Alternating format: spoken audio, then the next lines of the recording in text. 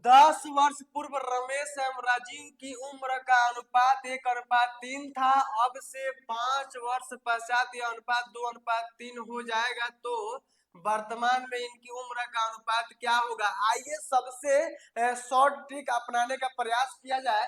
यानी समझिएगा यहाँ क्या कर रहा है। मान लेते ये रमेश है और यहाँ क्या है, ये रेशियो में राजीव है। इनका अनुपात दिया हुआ है 1:3 दिया हुआ है। अब बात समझिएगा, ये 10 वर्ष पहले की बात है तो माइनस कर लेते हैं, क्योंकि 10 वर्ष पहले की बात है तो माइनस कर लेते हैं।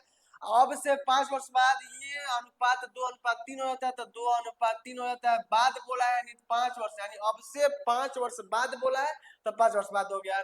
अब समझिएगा, इसको बराबर कर देगा। बात समझिएगा, यही तो दिमाग लगाना है।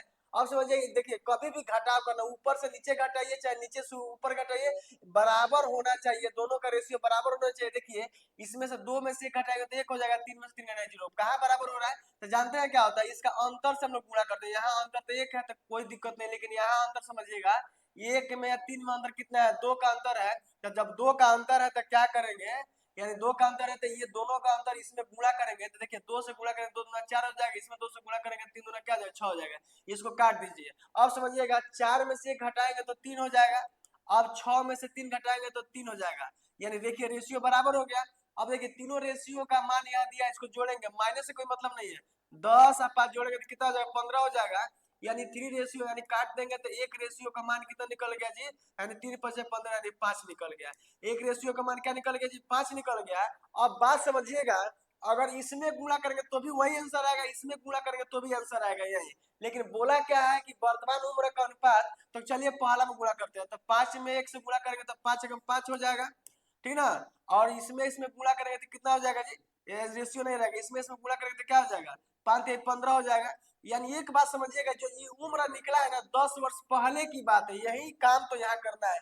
ये 10 वर्ष पहले की है। अब वर्तमान पूछा है तो वर्तमान में जब 10 जोड़ेंगे तब ना अभी आएंगे जी। इसमें 10 जोड़ेंगे तो कितना हो जाएगा जी, 15 हो जाएगा। इसमें 10 जोड़ेंगे तो क्या हो जाएगा, 25 हो जाएगा।